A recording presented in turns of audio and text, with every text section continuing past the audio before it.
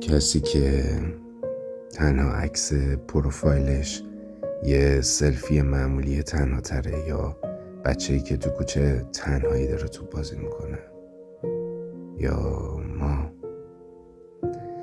ما که علاقه رو بلد بودیم ولی تهش تنهایی و مثل پتو پیچیدیم دور خودمون که یختر نشه دنیا.